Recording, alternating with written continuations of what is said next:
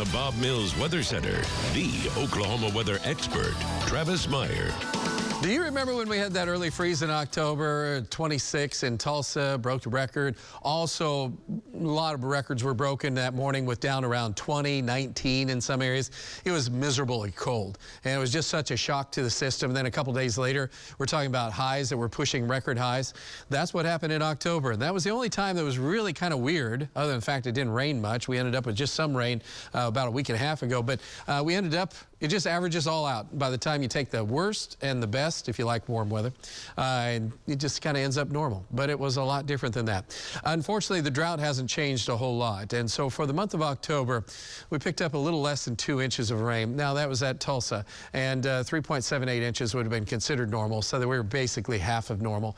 And then you look at the year, we're at 8 inches below normal, and many areas are like 12 inches below normal. And so this is not good. So we're still needing a lot of water. At least we have some color in some areas, so that it's not been a great colorful year so far, but at least downtown Gathering Place, of course, they have a watering system, so that just makes it look brilliant and looks great at this time. Temperatures look great, 76 degrees.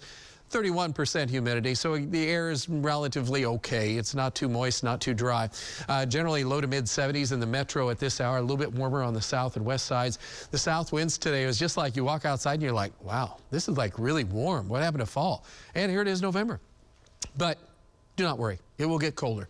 Temperatures in the 70s, and now we're watching a massive storm system up to the northwest. And this is just coming in on the coastal areas, so this is California, hard to see, Oregon, Washington.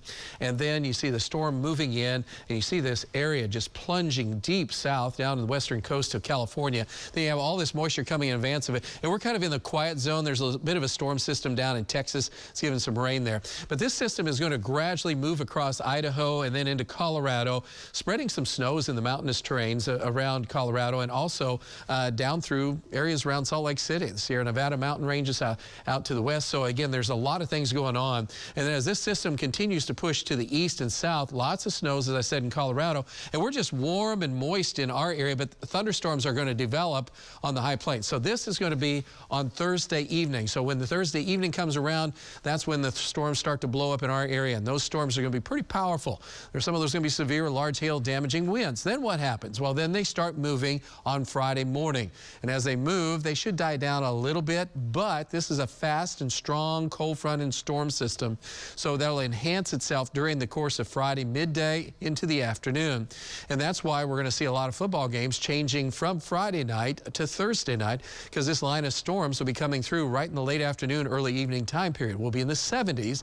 Back in western parts of the state, it won't be that big of a deal, but here, large hail, some damaging winds, and also an isolated tornado risk. By 11 o'clock, the system's out of the area on Friday night, but if there's damage, it'll be done by then. That'll continue to move off to the east, set us up for what should be a cool but beautiful Saturday, albeit a little bit on the breezy side. And then Sunday, we're back in the 60s to low 70s, so that looks pretty good. The only things we're going to be talking about, though, is Thursday evening, the threat of severe weather, and overnight, and then that moves eastward into our area on Friday and Friday afternoon. So that's where we have that chance of a few areas of isolated severe weather.